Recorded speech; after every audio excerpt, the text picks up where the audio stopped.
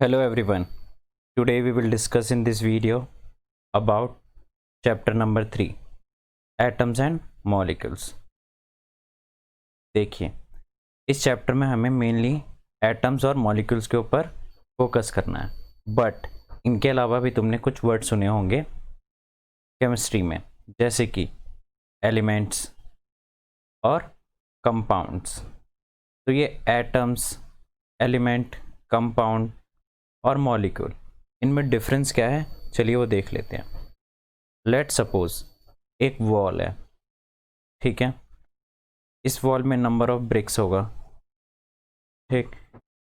इस ब्रिक में से, मतलब इस वॉल के ब्रिक्स में से एक ब्रिक्स को हम उठाते हैं, एक ब्रिक को हम उठाते हैं, ठीक है।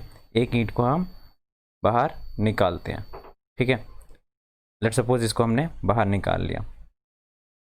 इस ब्रिक को जब हम तोड़ना स्टार्ट करेंगे तो हम एक ऐसे स्टेज पे पहुंचेंगे जब ये टूटना बंद हो जाएगा। लेट सपोज इसको हम ब्रेक करते करते इस पॉइंट तक पहुंच गए, ठीक है, कि ये फर्दर अब ब्रेक नहीं हो पाएगा। तो जब जब वो वाला जो स्टेज आएगा जब ये फर्दर ब्रेक नहीं हो पाएगा, इस स्टेज को हम बोलते हैं एटम। ये क्या होगा, इस पूरे वॉल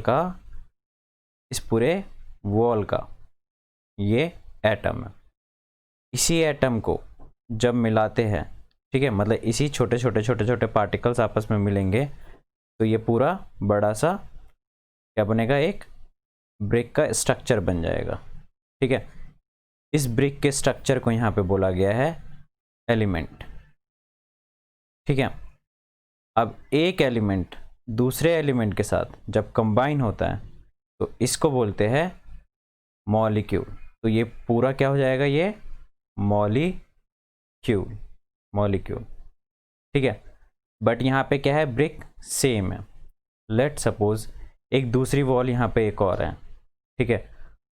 उसके ब्रिक का जो स्ट्रक्चर होगा, ठीक है, वो डिफरेंट होगा। यहाँ पे हमने रेक्टेंगल लिया है, यहाँ पे हम हेक्सागोनल ले लेते हैं, ठीक है। और ये दोनों वॉल क्या है, आपस में कंबाइंड है, ठीक। तो इस केस में हम क्या बोलेंगे कि ये वाला जो वॉल है जिसका स्ट्रक्चर रेक्टेंगुलर है, इसका स्ट्रक्चर रेक्टेंगुलर है और इसका क्या है, हेक्सागोनल। ये दोनों वॉल आपस में मिल गए तो ये वॉल ने क्या बनाया है, कंपाउंड, ठीक है। इसको और आसान तरीके से समझते हैं, असली में जो एलिमेंट्स और एटम्स ये सब होते हैं उसका एग्जांपल लेकर के, ठीक। लेट सपोज हाइड्रोजन, ठीक है।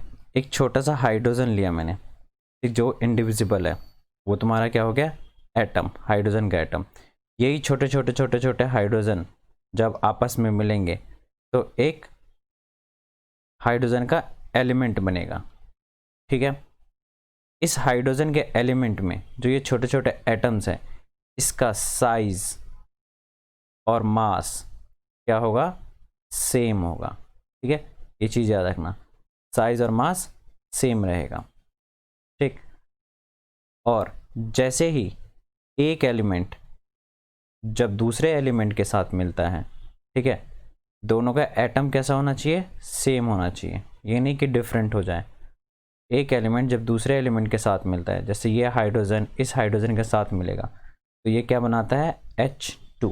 इसी को हम बोलते हैं मॉलिक्यूल, ठीक है। और इसके बाद आता है कंपाउंड। कंपाउंड क्या होता है, जब एक एलिमेंट दूसरे एलिमेंट के साथ मिलता है तो उसको हम कंपाउंड बोलते हैं। जैसे ये हाइड्रोक्साइड का कंपाउंड है, जैसे ये H2O, ये वाटर है, ठीक है, ये भी एक कंपाउंड है, हाइड्रोजन और ऑक्सीजन का कॉम्बिनेशन। CH4 ये भी एक कंपाउंड है। तो तुम यहाँ पे देख सकते हो, एक एलिमेंट ये हो गया, दूसरा एलिमेंट ये हो गया, ठीक है। हम किसी कंपाउंड को मॉलिक्यूल कह सकते हैं, हम किसी कंपाउंड को मॉलिक्यूल कह सकते हैं। All compounds are molecules but not all molecules are compounds, ठीक है। किसी कंपाउंड को हम मॉलिक्यूल कह सकते हैं लेकिन किसी मॉलिक्यूल को हम कंपाउंड नहीं कह सकते, क्योंकि कंपाउंड होने के लिए एलिमेंट्स का क्या होना चाहिए, अलग अलग होना चाहिए, ठीक है। अब इसको हम, ये तो कंपाउंड है एज हाइड्रोजन और ऑक्सीजन का, तो इसको हम मॉलिक्यूल कह सकते हैं।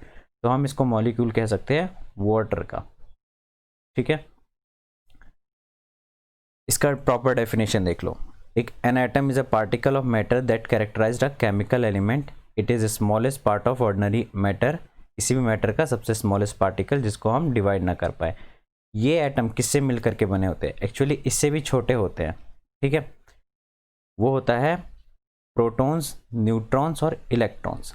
बट किसी के मैटर के या किसी एटम के प्रोटॉन, न्यूट्रॉन, इलेक्ट्रॉन को देख करके आप ये नहीं कह सकते कि ये हाइड्रोजन का एटम है या फिर नाइट्रोजन का या ऑक्सीजन का। ठीक है, लेकिन किसी के एटम के साइज और मास से आप ये कह सकते हो कि ये नाइट्रोजन का है, ऑक्सीजन का है या फिर हाइड्रोजन का है। ठीक है, एटम भी छोटे छोटे पार्टिकल से मिलकर के बना हुआ होता है। वो पार्टिकल्स होते हैं न्यूट्रॉन्स, इलेक्ट्रॉन्स एंड प्रोटॉन्स। ठीक है, बट उसको यहाँ पे कंसीडर इसलिए नहीं किया गया है क्योंकि वो कैरेक्टराइज करने में दूसरे एलिमेंट से हमें डिफ़िकल्टी पड़ती है। वो इतना ईजिली हम कैरेक्टराइज नहीं कर सकते हैं। नेक्स्ट, एलिमेंट का definition. An element is a substance that is made entirely one type of atom. मैंने अभी बोला था कि एलिमेंट कब बनेगा? जब ये छोटे छोटे छोटे छोटे पार्टिकल्स क्या होने चाहिए? साइज एंड मास में सेम। तो यहाँ पे लिखा है made entirely one type of atom, सिर्फ एक ही टाइप के एटम से मिलकर के बना हो। Molecule is a substance that contains two और मोर एटम्स, जिसमें दो या दो से ज़्यादा एटम्स मिले हो, chemically joint. For example H2O2। ठीक है, मतलब एक ऑक्सीजन, दो ऑक्सीजन आपस में मिलेगा तब O2 बनाएगा। Compound is a substance that is made up of two और मोर डिफरेंट एलिमेंट्स। देखो यहाँ पे लिख दिया ना, यहाँ पे different elements that are chemically joint, जैसे कि hydrogen, oxygen, carbon, oxygen, sodium, chlorine. ठीक है, तो ये केमिकली बॉन्डेड है और डिफरेंट डिफरेंट एलिमेंट्स कंबाइन है। फैक्ट वाली बात मैंने बोली थी कि सारे कंपाउंड्स को हम मॉलिक्यूल कह सकते हैं, लेकिन सारे मॉलिक्यूल्स को हम कंपाउंड नहीं कह सकते। ठीक है, नहीं कह सकते। इसी के बाद आता है लॉ ऑफ केमिकल कॉम्बिनेशन। ठीक है, उससे पहले हम केमिकल रिएक्शन देख लेते हैं क्या होता है। केमिकल रिएक्शन में दो चीज़ होता है, एक होता है रिएक्टेंट साइड और दूसरा होता है प्रोडक्ट साइड। ठीक है, अब ये रिएक्टेंट और प्रोडक्ट क्या है? In a chemical reaction two और more molecules interact to produce a new compound. दो या दो से ज़्यादा मॉलिक्यूल्स आपस में मिलते हैं तो एक नया कंपाउंड बनाते हैं। जो मिल रहे होते हैं उन्हीं को हम क्या बोलते हैं? रिएक्टेंट। और जो नया चीज़ बनता है, नया कंपाउंड बनता है, उसी को हम बोलते हैं प्रोडक्ट। फॉर एग्जाम्पल NaOH, ठीक है, कंबाइन विथ HCl, तो क्या बनेगा? ये NaCl प्लस में H2O। ठीक है, यहाँ पे तुमने देखा ये कंपाउंड इस कंपाउंड के साथ मिला तो ये नया कंपाउंड मिल गया हमें। ठीक है, यहाँ पे ये बेस है। ठीक है, ये एसिड है। जब एसिड और बेस मिला आपस में तो ये सॉल्ट मिल गया तुम्हें, और ये वाटर। तुमने देखा रिएक्टेंट भी अलग था और प्रोडक्ट भी हमें अलग मिल गया। ठीक, ये रिएक्टेंट है और ये प्रोडक्ट साइड है। In chemical reaction a chemical change must occur. इस रिएक्शन में केमिकल चेंज हुआ है। ठीक है, जिसको हम ऑब्जर्व कर सकते हैं बाय फिजिकली। ठीक है, कैसे? इस रिएक्शन में या तो इसका कलर चेंज हुआ होगा, या हीट प्रोडक्शन हुआ होगा, या प्रेसिपिटेशन हुआ होगा। ठीक है, ये चीज़ तुम 10th क्लास में पढ़ोगे। ठीक है, एक्चुअल में होता क्या है रिएक्शंस के साथ। अभी बस समझ लो कि केमिकल रिएक्शन में रिएक्टेंट साइड होता है, एक प्रोडक्ट साइड। रिएक्टेंट जहाँ पे आपस में मॉलिक्यूल्स या कंपाउंड्स कंबाइन होते हैं, और प्रोडक्ट साइड जहाँ पे नई चीज़ फॉर्म्ड होती है। इसी के ऊपर दो साइंटिस्ट ने लॉ दिया था। पहले साइंटिस्ट थे लेवोजियर। लेवोजियर ने क्या बोला था, और इनके लॉ को क्या बोला जाता है? Law of conservation of mass. ठीक है, law of conservation of mass. According to the law of conservation of mass, matter can neither be created or not destroy in a chemical reaction, it remains conserve. इसका मतलब है कि chemical reaction में कभी भी matter ना ही बनाया जाता है ना डिस्ट्रॉय किया जाता है। अब मैटर नहीं बनाया जाएगा और ना डिस्ट्रॉय किया जाएगा, इट मीन्स उसका मास हमेशा कांस्टेंट रहेगा। जैसे कि इसके अंदर इन्होंने क्या लिया है? कोल लिया है। ठीक है। इस कोल को वे किया तो कितना है 100 ग्राम। इस कोल को जैसे ही बर्न करेंगे, देखो कोल में होता है carbon, when a carbon burn in the presence of oxygen it forms carbon dioxide. ठीक है। तो तुमने यहाँ पे देखा कि जब कार्बन ऑक्सीजन के साथ रिएक्ट करके क्या बनाया इन्होंने, कार्बन डाइऑक्साइड। तो कार्बन डाइऑक्साइड किस फॉर्म में चला गया, यहाँ पे गैसेस फॉर्म में चला जाता है। ये गैस, ऑक्सीजन गैसेस फॉर्म में होता है, कार्बन यहाँ पे सॉलिड फॉर्म में है। ठीक है, ये गैसेस फॉर्म में आ गया। ये स्केप नहीं करेगा क्योंकि इसके ऊपर क्या रखा है, ये वेसल रखा हुआ है इसलिए। तो इस गैस का भी वेट होता है ना, क्योंकि gas is also a kind of matter, और गैस का वेट भी कितना रहा 100 ग्राम। इसलिए बोला गया है कि according to law of conservation of mass in a chemical reaction the mass can not be created or destroy. It means matter can not be created or destroy, it just change. बस वो change होता है, यहाँ पे solid से gas में चला गया, लेकिन मास क्या है अभी भी कांस्टेंट। शुरू में भी 100 था और बाद में भी 100 है। ठीक है, तो तुम इसके लिए क्या लिखोगे, according to law of conservation of mass the mass of reactant, मतलब कि रिएक्टेंट साइड, ये रिएक्टेंट साइड जब कार्बन ऑक्सीजन के साथ मिला is equals to the mass of product side. ये भी 100 ग्राम था, कार्बन डाइऑक्साइड बन गया, और ये जब दोनों उसके अंदर था, वेसल के अंदर कोल भी प्रेजेंट था और सराउंडिंग में O2 भी प्रेजेंट था। ठीक है, तो इनका भी मास कितना था 100 gram, it remains same. Second law, law of constant proportion, ये किसने दिया था, जोसेफ प्रोस्ट ने। ठीक है, इनके अकॉर्डिंग क्या था, it states that in a chemical compound the elements are always present in definite proportion by mass. जो केमिकल रिएक्शन में कंपाउंड जो प्रेजेंट होते हैं उनका मास हमेशा कैसे रहता है, डेफिनाइट प्रोपोर्शन में रहता है। जैसे कि एग्जांपल में लिया है वाटर का। वाटर बनता कैसे है एक्चुअल में, देखो जब हाइड्रोजन ऑक्सीजन के साथ रिएक्ट करता है, ठीक है, तो ये क्या बनाता है H2O, वाटर के मॉलिक्यूल्स बनाएगा। ठीक है,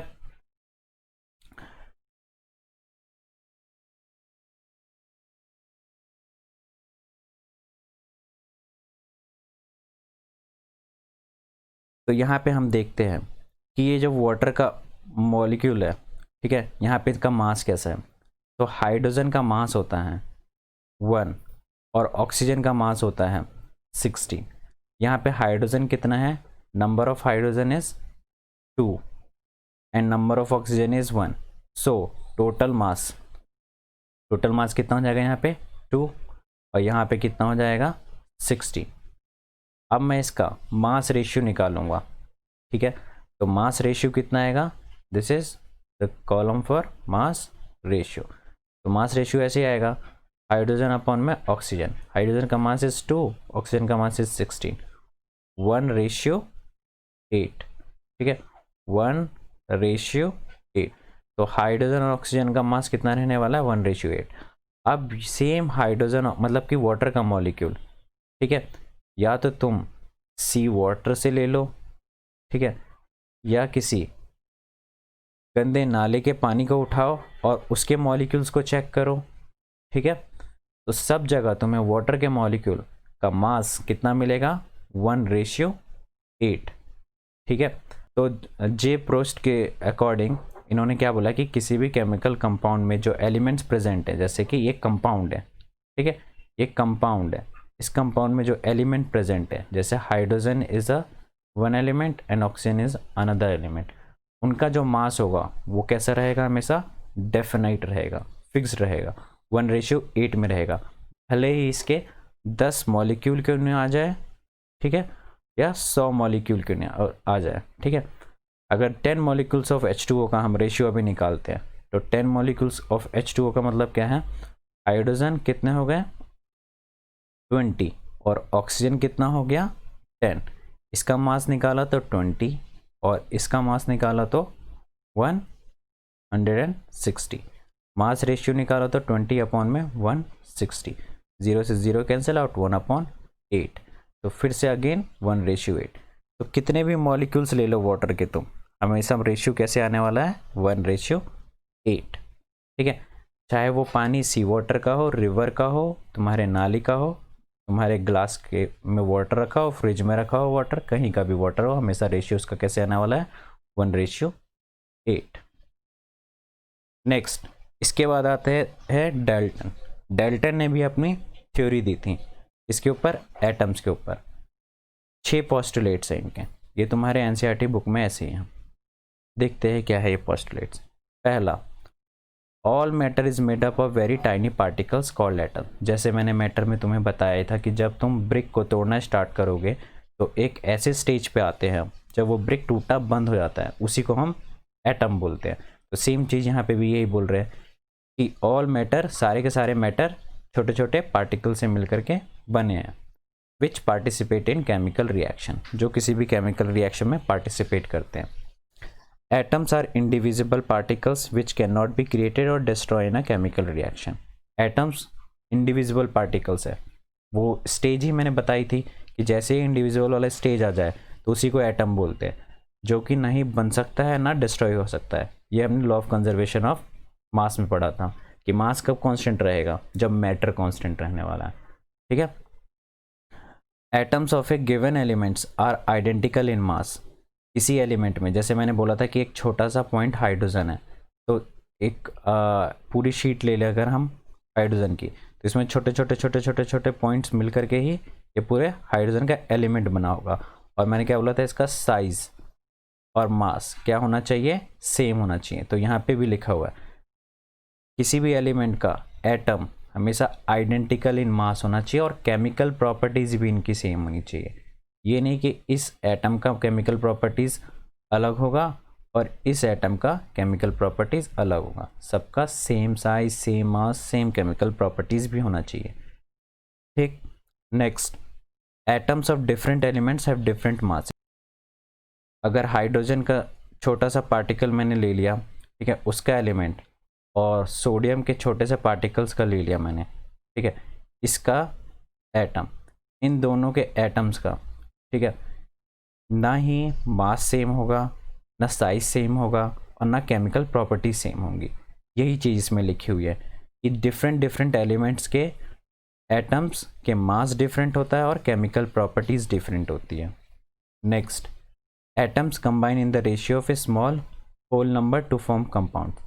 एटम्स जो कंबाइन होते हैं वो हमेशा स्मॉल होल नंबर्स में कंबाइन होते हैं। फॉर एग्जांपल, जैसे कि हाइड्रोजन और ऑक्सीजन कंबाइन हुए थे, तो कैसे कंबाइन हुए थे, 2 हाइड्रोजन और 1 ऑक्सीजन आकर के ही कंबाइन हुआ था। ऐसा तो नहीं हुआ था कि हाफ हाइड्रोजन और 1 ऑक्सीजन आकर के कंबाइन हुआ था, या तो ये नहीं हुआ था कि 3 हाइड्रोजन और 1 ऑक्सीजन कंबाइन हुआ था, या ये नहीं हुआ था कि 2 हाइड्रोजन और 2 ऑक्सीजन आकर के कंबाइन हुए थे। यहाँ पे क्या है, रेशियो हमेशा होल नंबर में रहेगा। ठीक है, रेशियो हमेशा होल नंबर में रहेगा। ठीक। Next, the relative number and kinds of atoms are constant. Relative number और काइंड्स ऑफ एटम्स क्या होंगे, कांस्टेंट होंगे। रिलेटिव नंबर्स क्या कहने का मतलब है कि वाटर बनने के लिए, जैसे ऊपर वाला ने बोला था कि स्मॉल होल नंबर रहेगा, तो वाटर बनने के लिए 2 हाइड्रोजन की ही ज़रूरत पड़ेगी। ठीक है, 2 हाइड्रोजन की ही ज़रूरत पड़ेगी और 1 ऑक्सीजन की ही ज़रूरत पड़ेगी। ये नहीं कि हाइड्रोजन 1 ले लिया हमने और ऑक्सीजन 1 ले लिया तो हमने वाटर बना दिया, ऐसा नहीं है। ठीक है, और काइंड्स ऑफ एटम भी कांस्टेंट होना चाहिए। काइंड्स ऑफ एटम का कहने का मतलब है कि वाटर बनने के लिए हाइड्रोजन ही चाहिए, ये नहीं कि आप सोडियम और ऑक्सीजन को मिलाओगे तो वाटर बन जाएगा, ऐसा नहीं हो। ठीक है, तो यहाँ पे रिलेटिव नंबर्स भी कांस्टेंट होने चाहिए, मतलब 2 हाइड्रोजन ही होने चाहिए और 1 ऑक्सीजन ही होना चाहिए, और एटम्स भी कांस्टेंट होना चाहिए, मतलब हाइड्रोजन और ऑक्सीजन की ही ज़रूरत है वाटर बनाने के लिए। एटम्स हमेशा स्मॉल होल नंबर्स में के रेशियो में रहते हैं, मतलब फ्रैक्शंस में नहीं मिलेंगे तुम्हें। ठीक है, हमेशा 2 1 3 1 या फिर बड़े नंबरों में भी कभी नहीं मिलेगा, H369 फिर ऑक्सीजन ऐसे करके कभी भी नहीं मिलेगा। ठीक, हमेशा होल नंबर्स में मिलेगा। अलग अलग एलिमेंट्स के अलग अलग एटम्स के अलग अलग मासेस होते हैं, अलग अलग केमिकल प्रॉपर्टीज होती है। सेम एलिमेंट्स के सेम एलिमेंट के एटम्स के सेम मासेस होता है, सेम केमिकल प्रॉपर्टीज होती है। एटम्स इंडिविजुअल पार्टिकल्स होते हैं जिसको ना ही डिस्ट्रॉय कर सकते हैं ना क्रिएट कर सकते हैं केमिकल रिएक्शन में। सारे मैटर्स स्मॉलेस्ट पार्टिकल से मिलकर के बने होते हैं जिनको हम एटम्स बोलते हैं। Next, atoms. एटम्स का डेफिनेशन हमने तो देख लिया था ऊपर, ठीक है, बट एक बार और पढ़ लेते हैं। N atom is defining structure of, किसी एलिमेंट के स्ट्रक्चर को डिफाइन करता है एटम्स, ठीक है, जो विच can not be broken by any chemical means, जो किसी भी केमिकल प्रोसेस से हम उसको तोड़ नहीं सकते। The atomic symbols has 3 parts. The symbol, देखो किसी भी एटम को रिप्रेजेंट करना है तुम्हें सिंबलिक टर्म्स में, जैसे तुम्हारे बुक में 1 to 20 एलिमेंट्स हैं, ठीक है, तो उनको रिप्रेजेंट करने का तरीका क्या है? पहला है हाइड्रोजन, ठीक है, तो हाइड्रोजन को रिप्रेजेंट करते हैं एस से, या ले लो सोडियम, ठीक है, तो सोडियम को रिप्रेजेंट करते हैं एन ए से। क्लोरीन, CHLORIN, क्लोरीन, इसको रिप्रेजेंट करते हैं सी और स्मॉल एल, ठीक है।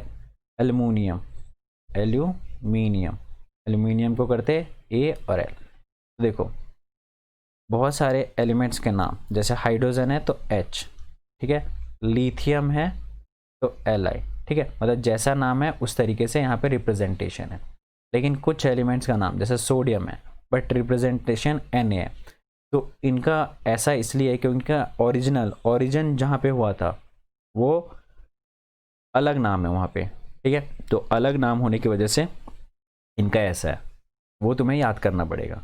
उसके बाद सेकंड बात, ध्यान देने वाली बात यह है कि किसी भी एलिमेंट का जो फर्स्ट लेटर होता है, सपोज उसके अंदर 2 लेटर है, जैसे सोडियम में 2 लेटर है, तो इसका जो फर्स्ट लेटर होगा वो हमेशा कैपिटल होगा और सेकंड लेटर जो होगा वो स्मॉल होगा। इसमें भी जैसे क्लोरीन में, तो सी इसका ले लिया एक क्लोरीन और थर्ड नंबर का एल ले लिया, तो ये कैपिटल है और ये स्मॉल है। इसमें भी इसका शुरू के 2 वर्ड ले लिया, एल्युमिनियम, ये कैपिटल है, ये फिर स्मॉल है, ठीक है। अगर दोनों को कैपिटल तुम कर देते हो जैसे कि O और H, तो ये दोनों अलग अलग एलिमेंट हो जाएगा और एक्चुअल में ये अलग एलिमेंट है, ये ऑक्सीजन है और ये हाइड्रोजन है। बट एल्युमिनियम का सेकेंड लेटर हमेशा छोटा होता है, क्लोरीन का भी, मतलब जिनका 2 लेटर आ रहा है उनका सेकेंड लेटर हमेशा छोटा होगा। अगर तुम सेकेंड लेटर को बड़ा कर देते हो तो वो मार्क्स तुम्हें, मतलब कि अगर टीचर ने देखा पॉइंट आउट किया तो कट जाएगा वो, ठीक है। किसी ने ऐसे लिख दिया AL तो ये गलत है, क्लोरीन को किसी ने Cl ऐसे लिख दिया तो ये भी गलत है, सोडियम को किसी ने Na लिख दिया तो ये भी गलत है, ठीक है। जैसे कार्बन डाइऑक्साइड लिखते हैं तो इसको ऐसे थोड़ी ना लिखते हैं, उसको कैसे लिखते हैं हम, CO2, ठीक है। तो ये देखने से हमें ये भी पता चलता है, ठीक है, ये किसी सिंबल को रिप्रेजेंट करने का तरीका है कि ये अलग एलिमेंट है और ये दूसरा एलिमेंट है, ठीक है। अगर तुमने ऐसे करके लिखा ये तो ये गलत है, मार्क्स तुम्हें 0 मिल जाएंगे।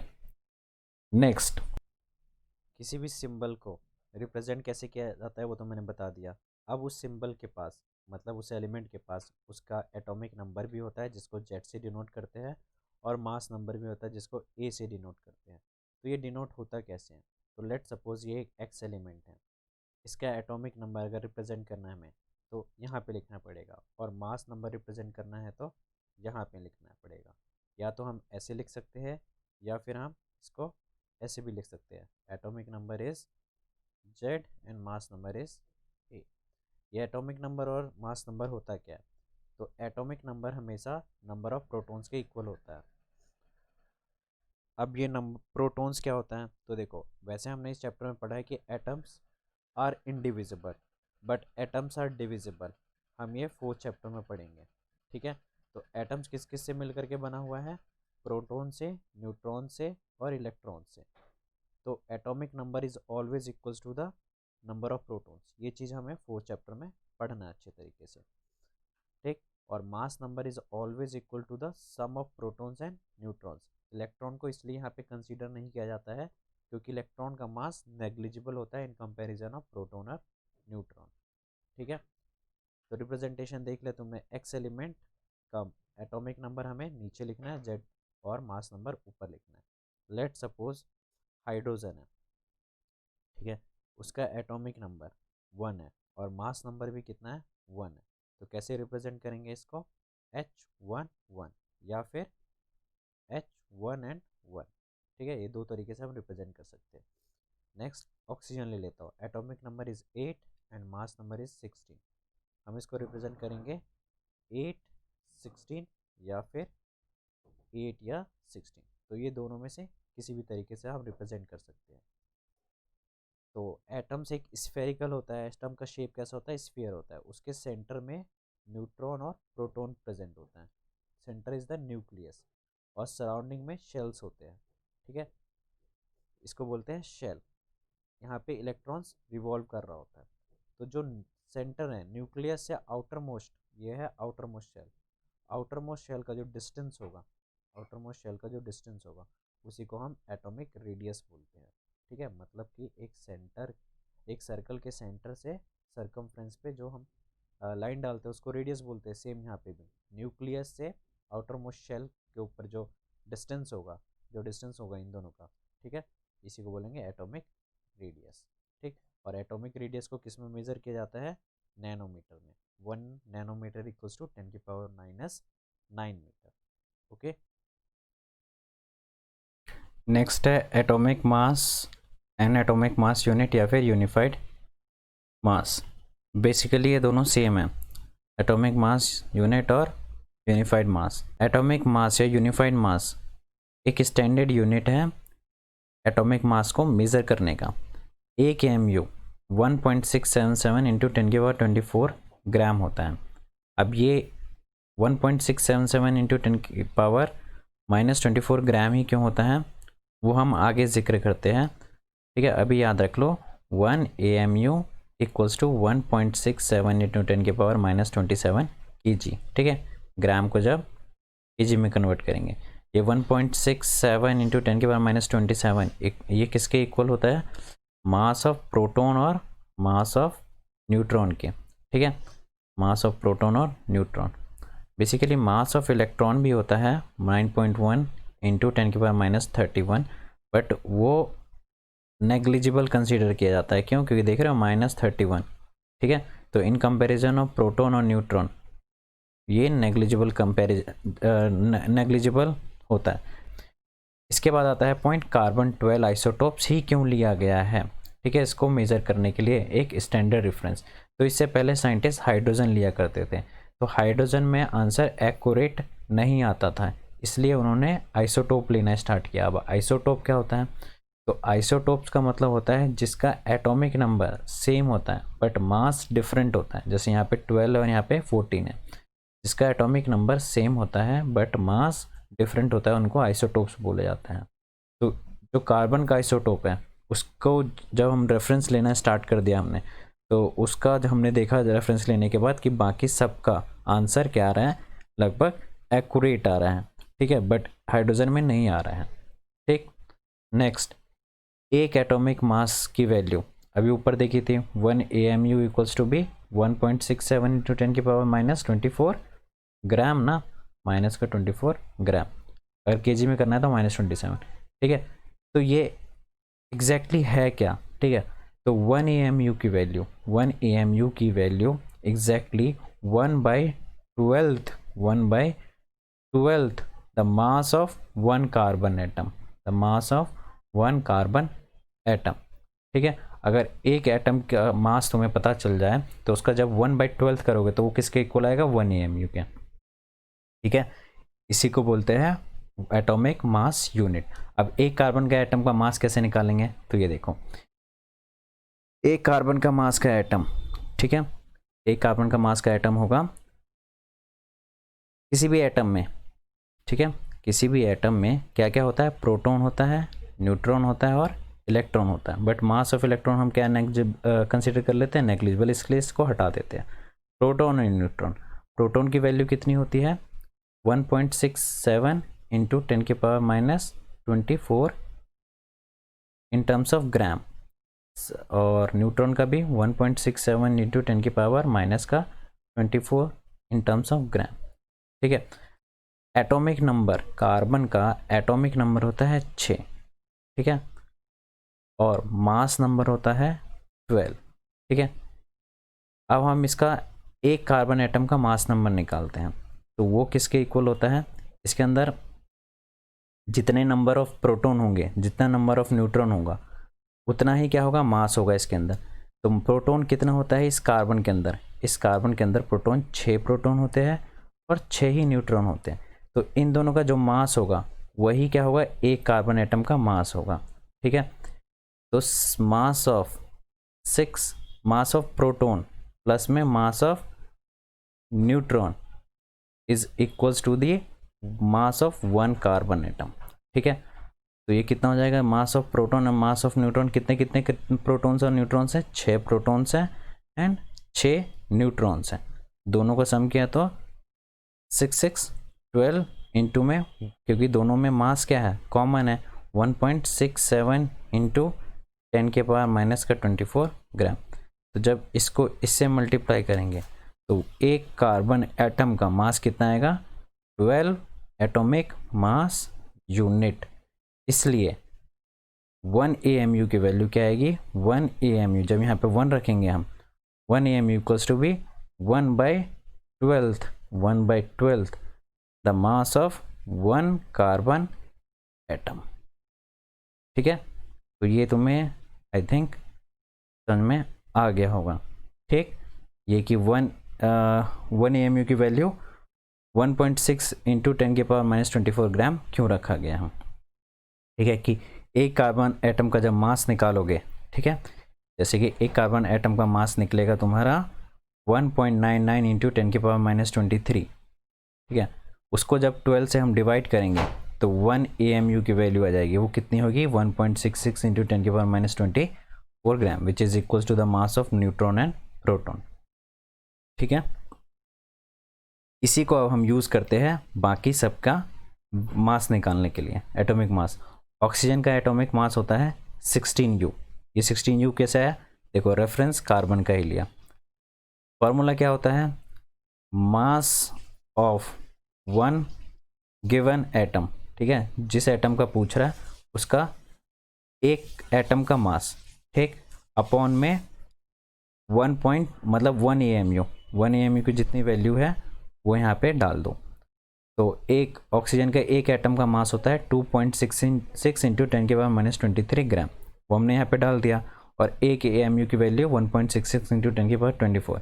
इसको जब इससे डिवाइड करोगे तो आंसर आएगा 16U, जो कि होता है, ऑक्सीजन का हमने लिया भी था 16, और U is the unit of atomic mass unit या यूनिफाइड यूनिट।